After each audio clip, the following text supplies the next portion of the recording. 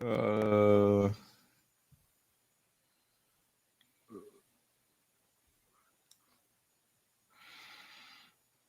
all right, I think we'll just do a quick recap of the Indy 500, and we'll go right into the IndyCar, and then of course NASCAR, and then we can do anything after that. Yeah. Aren't you happy for Elio Castroneves? Yeah. Now there's a guy I'd recognize walking down the street. I just shared it on Facebook. You know what always is annoying, amazing though. All people like him, like his command of English is like 100 times better than someone like Trump. Yes, yes, of course, or someone like Denny Hamlin, or anybody really.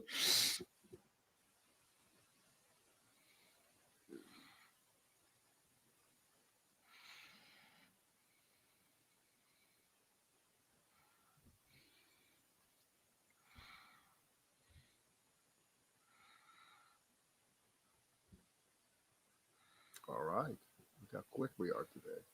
Ready when you are. Look how quick we are. Hold on a second. Hey, I'm wearing my my Cavs shirt today. Oh, look at you. Repping for the Cavs because Cam's about to go, because LeBron's about to go down in the first round. Oh, it's unfortunate. Maybe he needs to take a mental health day off. I see what you did there. That's cute. Yeah. Well, I have something to say about that. No, I don't. Okay, ready? I'm ready. I'm with Piers Morgan. Did you read the Piers Morgan? Oh, Morgan. How does he find a way to be a dick about everything? How does he do that? I dare you to look up what he wrote about it. I dare you. I have to look. I dare you. Now you're just daring me. I dare you. It is the Brad and Britt cast. Our first one for this week, long awaited and delayed by the Memorial Day weekend. We hope you had a safe and meaningful Memorial Day weekend. Hey, drive safely, everybody, and don't forget to load up on those stamps because there's going to be a rise up to 58 cents. If you lock in with your forever stamps now, it's going to pay off big in the future. That's what I'm doing when I get done here today. I'm headed over to the old U.S. Post Office and loading up. As I advance in age, there are a lot of things that I find myself being cranky about, but I'm not at that age yet where I give a shit about a 58-cent stamp. So I'm not at the level where I'm that old a guy yet. I'm not there. No. I'm sure it'll come. See, to me, it's still a miracle, whether it's 55 cents or even if they said tomorrow, fuck it, let's just go to $1 and be done with it. All the financial problems are solved.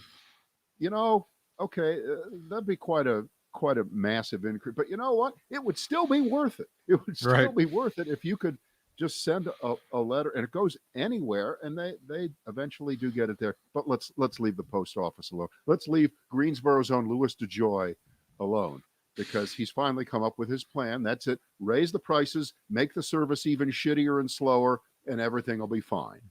So that's it. That's the end of that. Okay, let me give you some choices here. 24 Hours to Tulsa, not by Gene Pitney. Yeah. Trump versus Biden, the 4th of July versus Memorial Day, or Osaka kisses off the French. Oh, let's do Osaka kisses off the French. Let's take it in reverse order. Okay. All right. So Naomi Osaka, who is the first or second ranked woman tennis player in the world, over the weekend, she said, I'm not going to participate in your press conferences, in your little dog and pony shows after my matches. I don't feel well. I need to take some time off. I need a mental health airing out. Things are closing in on me. I can't. they fined her $15,000 initially for not showing up at that all-important press conference, which, by the way, that's the only thing I ever watch. Yeah, the in press all conference. Of sports. Yeah. Which is more exciting for you, Britt? After an NBA playoff game, sitting there watching the coaches or the players come out and speak, or maybe after an NFL game? Those are pretty good. Who will ever forget the Cam Newton performances when he was quarterback of the Panthers? Those were wonderful. And then there are all the baseball tirades that have occurred at baseball press conferences over the years. When the manager starts cursing up a storm. Yeah, they've thrown chairs and all kind of things at these things. And first, the idea that these so-called press conferences exist, and do they really need to exist?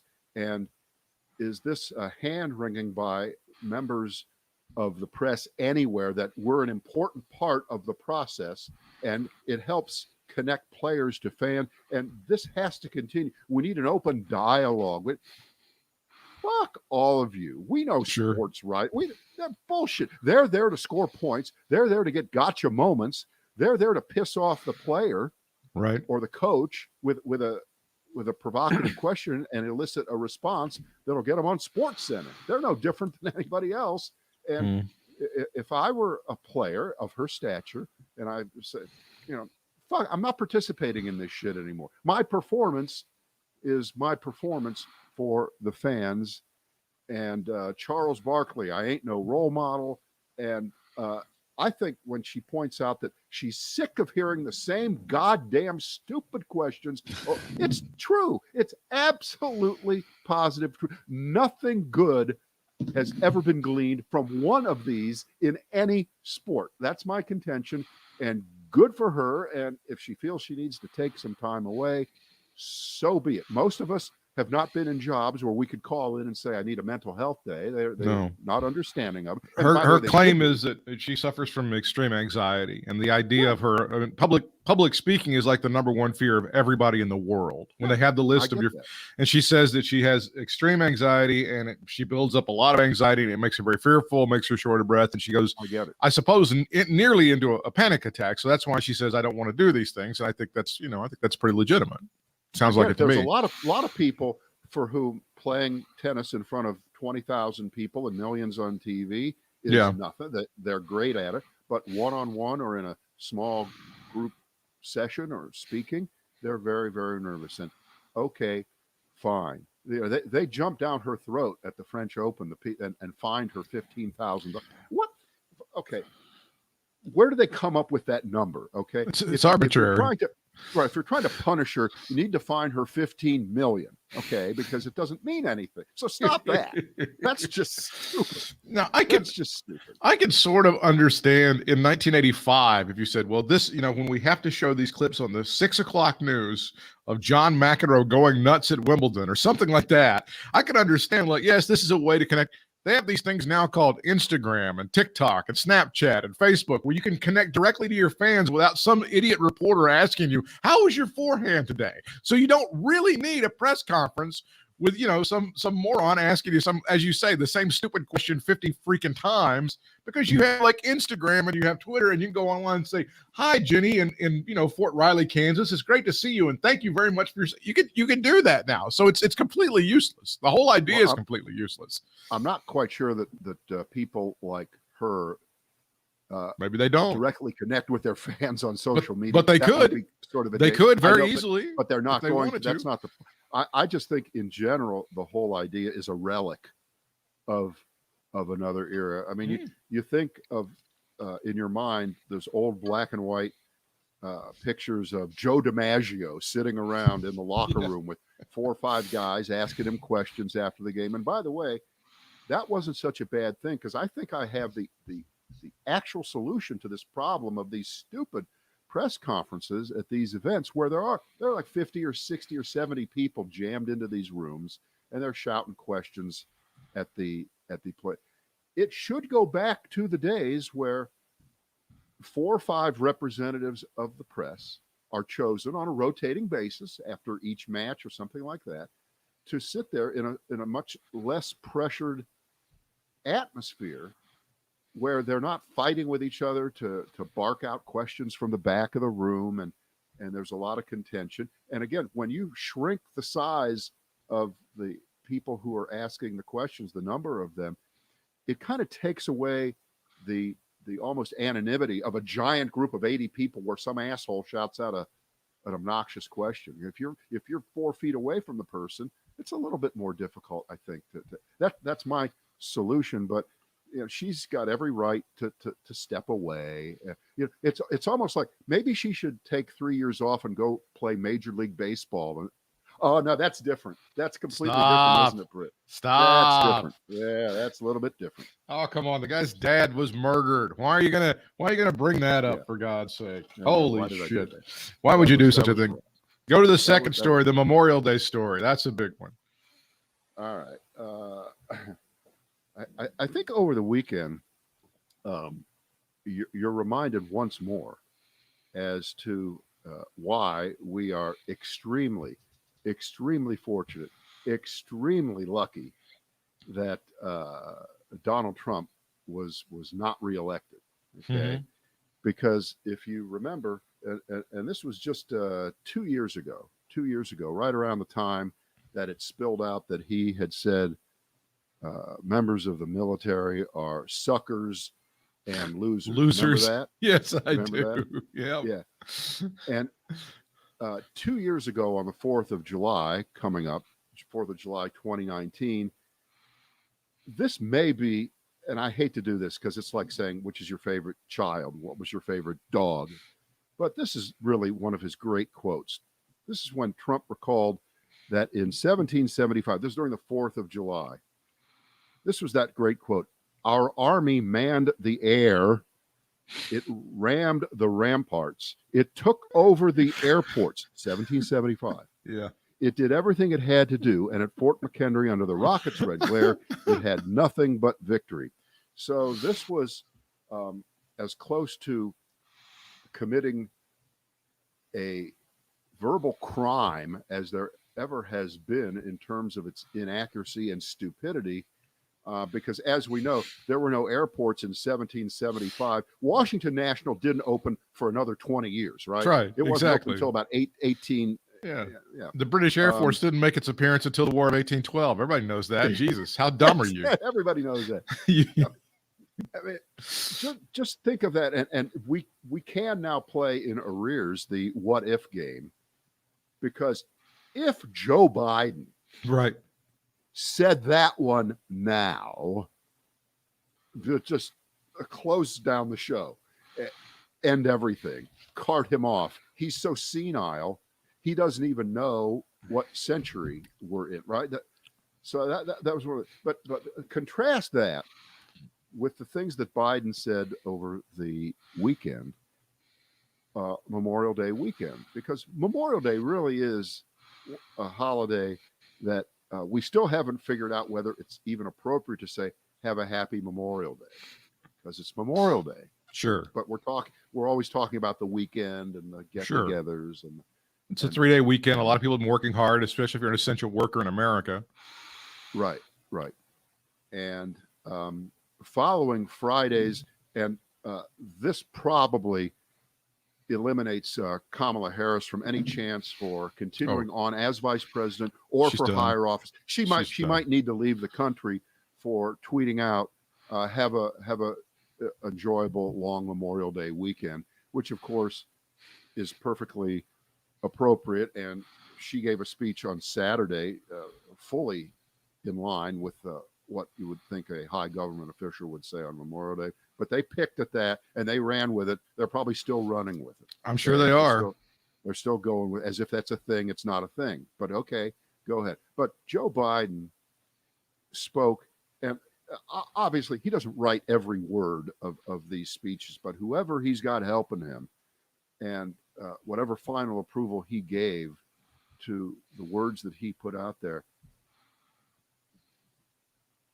they were forever kind of words. They were classic words that really speak to the moment that we're in. He didn't talk about our military might, how we're going to crush somebody, how great it was 220 years ago when no, he spoke of the fact that we are in a fight right now for the very soul of the United States, its democratic system, which of course extends out to the attack on voting rights and the denial of the election results of a few months ago and things of that sort. But he did it really well. I think he did a great job at it. And I'm sure that the usual suspects not only did not carry it live, or if they did, they cut away immediately, but they never mention it again. And they spent all weekend telling you that Kamala Harris hates America because on Friday she said, have a good Memorial Day weekend. Right. We know the game. We understand how it works. But I just thought it was great. It was great work by. He spoke about his son Bo. I know there was a remembrance of his son Bo, of course, who served in the military, and it was a pretty amazing speech for sure, definitely. But it doesn't make up for what awful thing that Kamala Harris did by telling us to have a good weekend. I'm never forgetting that. Don't put words in my mouth. I'm not saying that it did, because that's the worst thing that's ever been done. Don't you ever tell me to have a good weekend, you bitch. How dare you tell me that? I am not going to enjoy this steak or this hot dog or this beer. So, phooey on you. Don't you do that. My recollection, and I'm just doing this from memory. I don't have anything written in front of me about this, but my recall was that during Trump's presidency, every time one of these really sacred holidays would come up, he would figure out a way to blow it. He would figure out a way to say something really stupid or not show up. Right. Like one time, didn't he have to run across the city to Arlington, to the cemetery there, because they weren't even. There was all that. Like he had no clue. He had no clue. And nobody on the staff gave a shit to go, we might make him look bad if we don't. Fuck it. Who cares? Nobody would we got to make sure that he does something. I don't give a shit. Who cares? Nobody cared.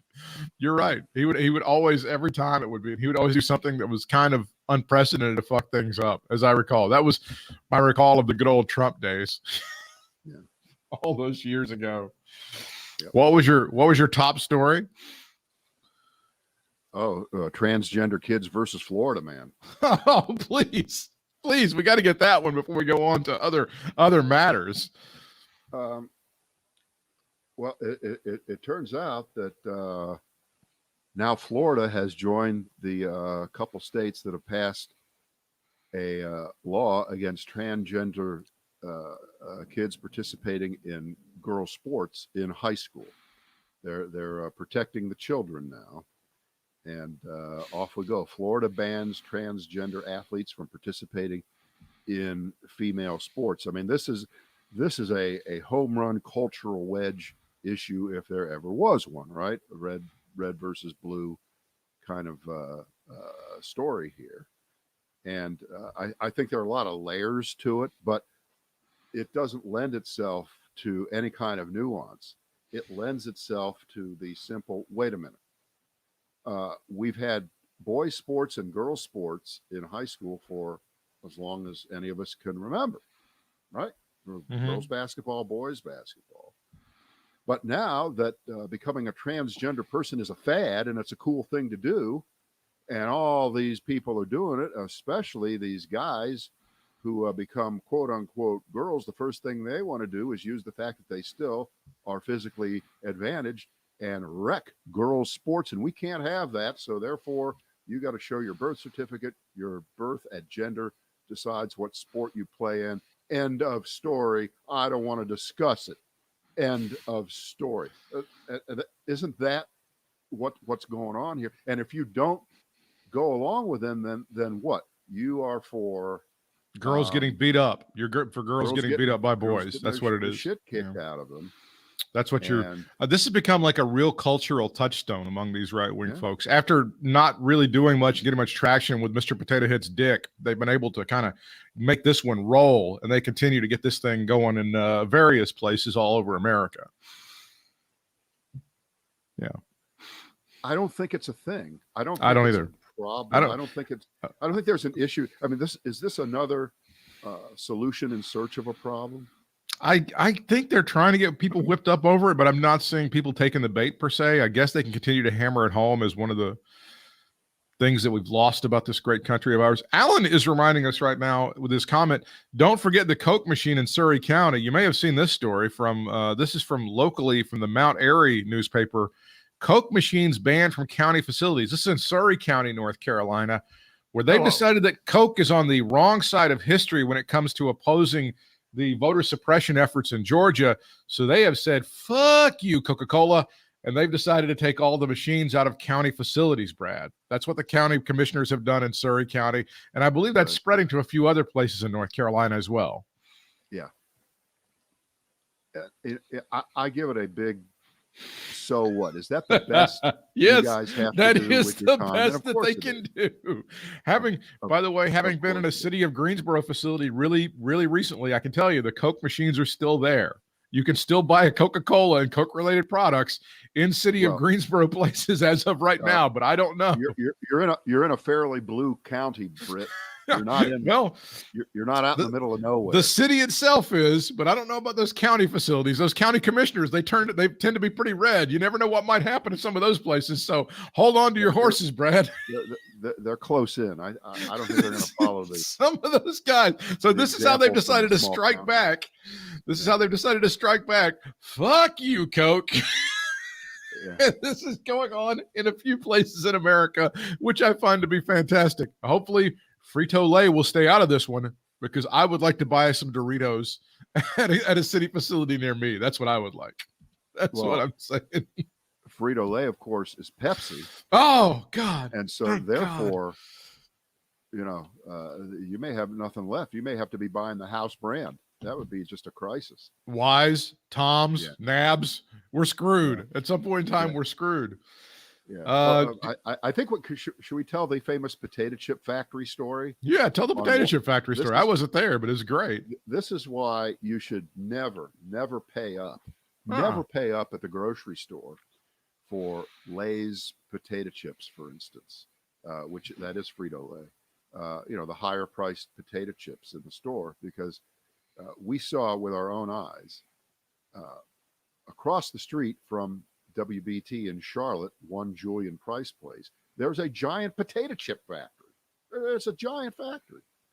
And one day they invited us all over. We took a tour of the potato chip factory. It's kind of fascinating to watch how they're made. But sure enough, when you got to the end where the potato chips are coming off all cooked and nice, some of them went into the branded bags, the Frito-Lay bags, or the names are, and then others went into the Harris Teeter bag or the Food Lion bag. They were the same potato chips. They were the same potato chips, and one costs more, one costs less. It just doesn't pay to buy the brands in those particular kinds of products. Nobody likes. That's how you're going to whip this inflation. That's how you're going to beat inflation. You're going to stop buying the branded stuff. Is inflation a real issue as you continue to watch the markets? Is it still something we're all scared about? Is that a question for me or for the planet? That's for you. Am I supposed to have the answer to that? The answer is it is, but it isn't, but it might be. How about that? Oh, I think it's a big deal. I mean, especially since we have a labor thing that's going on, right? Right. Well, it is, but it isn't, and you can explain it from 5 different angles, and I'm not going to attempt to do that right now because I would sound like a policy economic wonk, and I don't really want to do that. I will tell you this, though. I will let you have one little peek inside the financial life of Bradley. Ready? Well, this is a treat. We never get this. There you go. Ready? Bradley went Bitcoin the other day. I bought a teeny tiny slice. It would be less than 1/10 of 1% of whatever money we have. I mean, it's a tiny amount. I just did it for fun because Bitcoin went from 60,000 down to the low 30s. So I bought it in the mid to upper 30s there. And I thought, all right, that's it. And so it'll bounce around and it'll go down probably. It'll come back. But I'm just doing it. I'm doing it for demonstration purposes only. Right. Okay? It's not going to be part of your financial future, your plan. It's just you're dabbling. I'm not trading it. I didn't go into margin debt to buy Bitcoin. I didn't do any of it. No, it's pin money. It's crap money. All right. But I just did it. Okay. Over the weekend, former cabinet or former Trump team member Michael Flynn, the former general, said he did not that he endorsed a Myanmar-style coup. He's now lying and say that he did not. It was apparently at a QAnon convention. Of course, Myanmar had a military-style coup in which they went ahead and installed whoever the hell they wanted to. Meanwhile, Maggie Haberman of the New York Times tweeted that Donald Trump is telling his close inner circle he will be reinstalled, Brad, sometime in August. First of all, Flynn's lying. Yes. He's lying because he was directly asked by a guy who said, I'm just a simple Marine, which, is kind of a nice self-effacing. And I would say there's no such thing as a simple Marine. No, I would agree with that. Whatever. That's kind of a self-effacing comment by him. And then he said, why can't we have a military-style coup like they had in Myanmar? And if I'm correct, Flynn's answer was, well, we can. We need that. Right. Now, don't come back 2 days later and say you didn't endorse. Yes, if you say that we are capable of doing, and by the way, when I heard the question and then I put Flynn's answer aside, the correct answer to why can't we have a Myanmar-style military coup in this country, the correct answer is because we're the United Goddamn States of America, and we have a constitution, and the military is under civilian control. That means politicians, elected members of our legislature and the president, and it would be completely illegal to have a military-style coup. That's the correct answer. It isn't, I think we ought to maybe have one, and then deny it 3 days later, like the lying piece of dung that he is, who ought to be in prison, Michael Flynn. So hopefully he will be. But I think it's very unpatriotic to go, gosh, I wish we had what they have in Myanmar. I've never thought that in my life. I've never in my life for one moment, and God bless them, there are a lot of great countries here on earth. Canada's a great country. Mexico, there's a lot of great countries, but I've never said, that Myanmar thing, I think they've got it. I wish we were a lot more like them. Who does that? You just tweaked my memory of, to me, one of the great TV shows of all time from the 60s and 70s, Mission Impossible, before the movies. But the way the show would always start was they would have a dossier. They would open it up, and there would be pictures, usually of some tin horn dictator, and the voice on the tape recorder would say, your mission, should you decide to accept, is to go down to blank country. This dictator is doing something, and you've got to get to the bottom of it and make sure that country is safe. And I thought, that was the plot, and it changed every week, but it was brilliantly written, and it's a classic show. And that was before Peter Graves got funny. Okay, he wasn't even funny then. He was just a boring guy, right? He was extremely boring. Yeah, he had no sense of humor back then. For those of you that don't remember, he was the original host of Biography, I believe, on A&E. Wasn't that Peter Graves? I think it was. But now, if they did one of those shows, you could actually have a picture of Americans, right, who are trying to take over the government of the United States, and your mission, should you decide to accept, is to take some of these people out, get them the fuck out of here. They're trying to destroy the American democracy. No question. I never thought that could happen. Who could have? No. You never thought that. It was always those countries. It was their problem. It was their inability to have democratic systems that functioned. And we've always said that the United States is an imperfect, still in development experiment in democracy.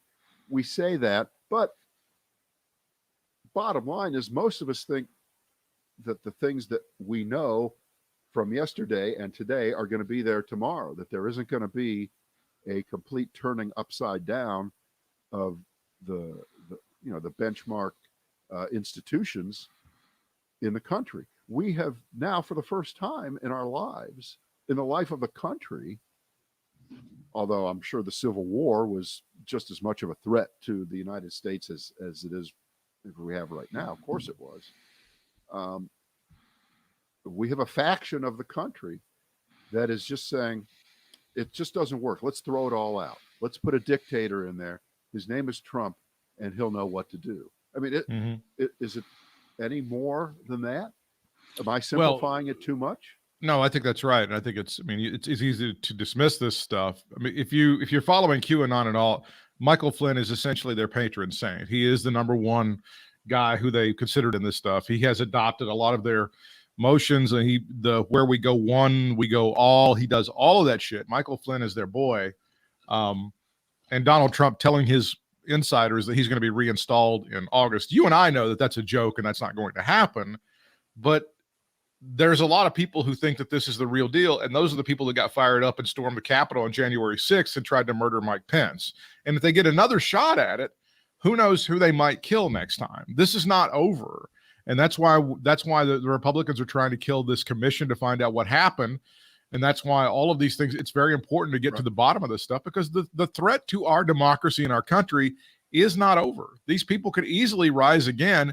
And assholes like Flynn and Donald Trump and these guys are just fomenting all of this stuff. They're inspiring these people. Yeah, which is more important, or are they equal? Getting to the bottom of what happened on January 6th, or getting to the bottom of the origin of the coronavirus? I would submit they're equal. They're equally important. But in the short term, there's only one that we have any kind of control over really getting some information about, and that's what happened on January 6th. And anything less than that is a complete abdication of your oath to the Constitution. You're a traitor. You're a seditionist if you don't want to know what happened on that day. I don't think there's much question about it. Yeah, there's no two ways. And the excuses the Republicans gave to shut it down were the stupidest thing ever. And then, I love Joe Manchin after the fact going, he was just so disappointed in the Republicans. Why do you give them the filibuster? Why do you give them the weapon that is the filibuster? This is how they use it, asshole. Don't you understand this is what they do? And you're against it. No, I will not see the filibuster go away over my dead body. Well, this is what they do when they have the filibuster. They can filibuster some shit like this, Joe. Sorry. You know, really jumped out at me when the vote was taken Thursday night, wasn't it? Yeah. Like, we were already done with Brad and BBCast for the week. It was Thursday night, I think, that they voted. Everybody was headed out of town for that long weekend they weren't supposed to enjoy. Absolutely. Have a nice weekend. No. How dare you say that? Fuck you. The first thing that really jumped out to me, besides the result of the vote to not go forward and, get a commission all rocking to find out what happened on January 6th, was the number of no-shows. Because the vote was, what was it, like 46 to 35 or something like that. Yeah. It was like 10 or 12 Republicans didn't show up, and even 2 or 3 Democrats weren't there. And you know what that says to me? That not only were they going to vote no, so it didn't matter that they weren't there, and the numbers worked so that it couldn't pass because they were never going to get to 60, but they didn't even have the respect for the country, for the people, for the police, for everyone to show up and cast their vote. I think that is absolutely horrible. There should have been 100 votes there in the Senate. Of course, there should have been 100 votes. The vote on Friday, according to NPR, the vote on Friday was 54-35. So it means there were 11 no-shows. So there you go. Yeah, that's what they're 35. There were 6 Republicans who were part of the 54. So it was 48 Democrats. That means 2 Democrats. Yeah. And 9. Yeah. And 1 or 2 of them had actual excuses, family illness. Oh, yeah. Of that sort. But other than that, you've got nothing. And I just think it's a complete bite me, disrespectful, suck it gesture to not vote for something of this sort.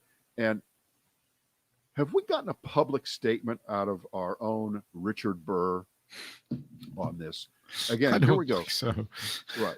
Because Richard Burr, remember, voted for impeachment back in January. He was one of the, right? And we thought, okay, well, great. And then we said, well, he's retiring anyway. He wouldn't have to face voters. But there were a lot of other Republicans who are also retiring who still didn't vote yes for impeachment. So, okay, we gave Burr a half star back then.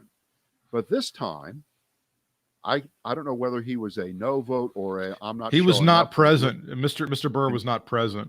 And he said he was going to vote no. He did say he was going to vote no. So how could he?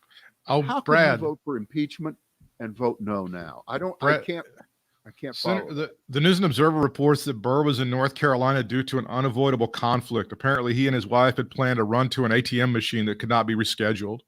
No, so he had to be in North Carolina. I take it back. No, so he didn't.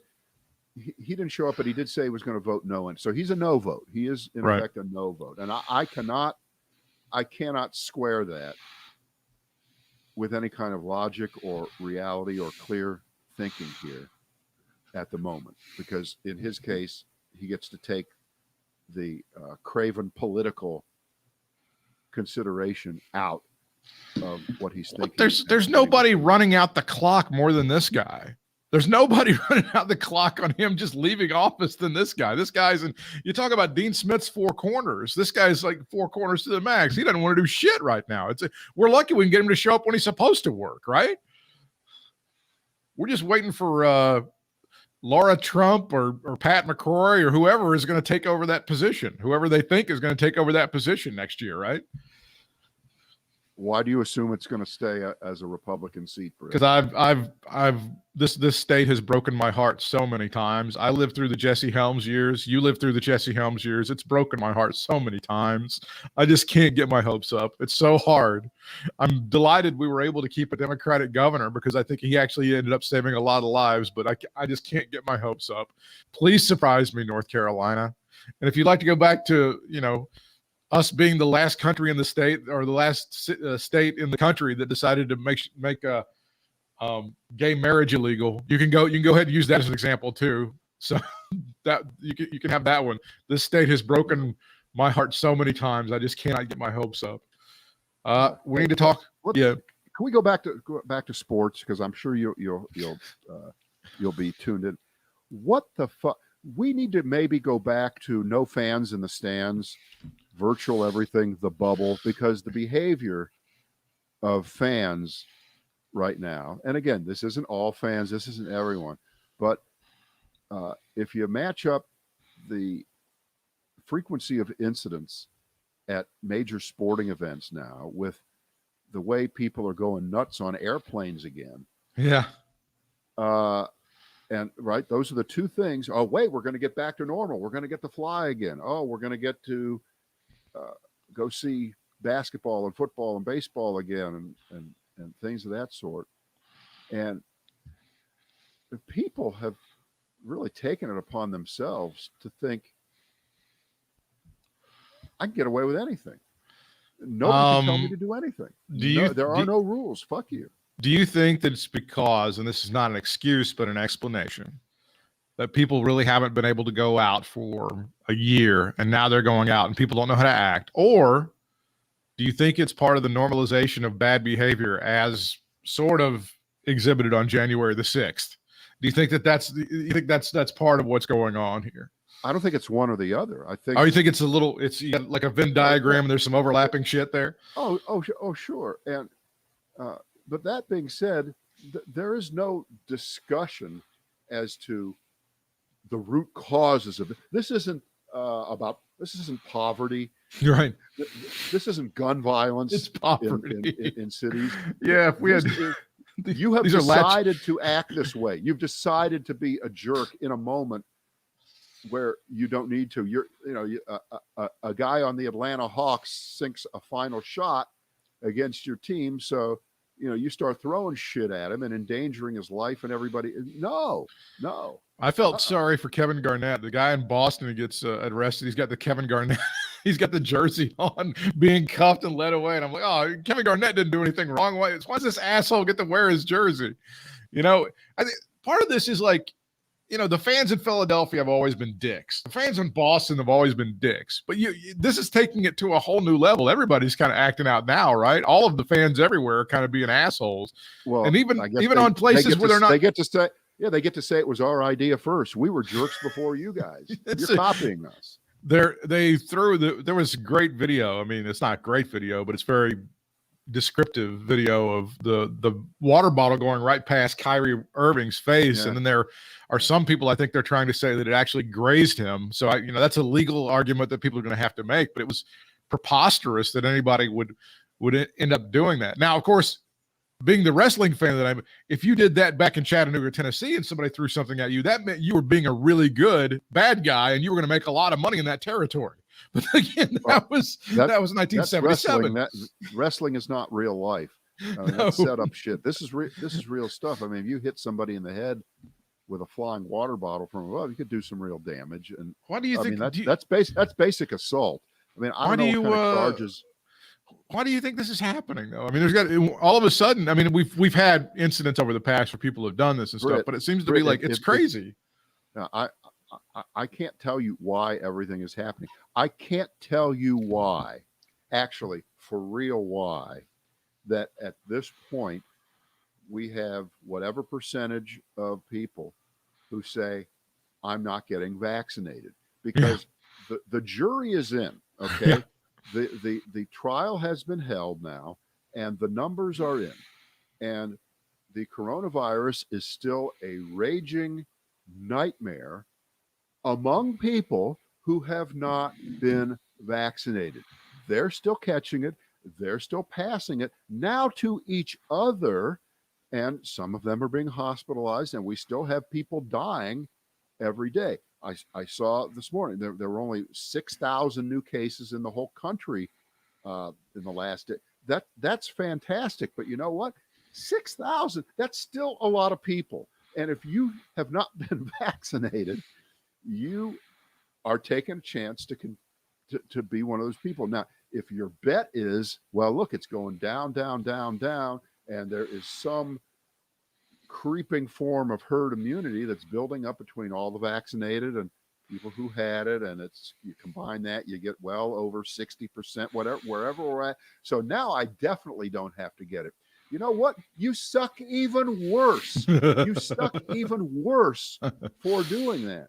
You really do. Yeah. And there is, and thank goodness.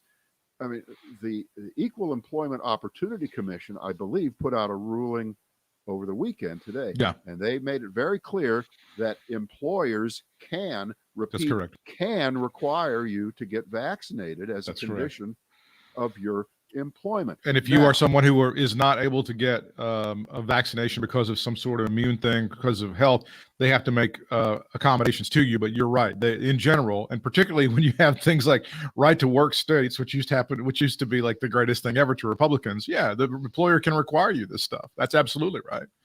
Right. And now to be fair, this is exactly what Hitler did. Oh God! We're not to the Jews. We're not doing the same thing. Where's my yellow star? Where's my yellow star that I can pick? You saw this story about that woman at the hat shop in Nashville, right? She had the yellow stars that she was very proudly selling. She very proudly was selling yellow stars, saying that she was not vaccinated. Said, I'm not vaccinated. And then in her little social media post, she said, "Oh, we've got trucker hats coming too. These are selling like crazy. They've got adhesive on the back, but we got trucker hats." And then all of a sudden, when she got called out a million times and there was a protest, she goes, "Oh, I didn't mean anything by it. I didn't mean," and I apologize. And if you were offended, I'm sorry. What happened to the trucker hats? I mean, the trucker hats they could have been sold. They were lost in transit. I don't know where those trucker hats are, Brad. We got to find those things. Well, I guess all the major people who are in the hat business said, you're not getting any. Yes, Stetson and everybody else said we will not We don't want you selling our shit, as it turns Well, out. you know what? Then you know what? We need to organize a hat lash in favor At of this woman. lash. Yeah, it's a hat lash. All right, I'm done. Okay. Good job. Well done. And we will see you all tomorrow. Thank you for joining us on this, our first Brad and Britt cast for this week. A shortened week. Don't you ever have a good weekend ever again, you bastards. Right.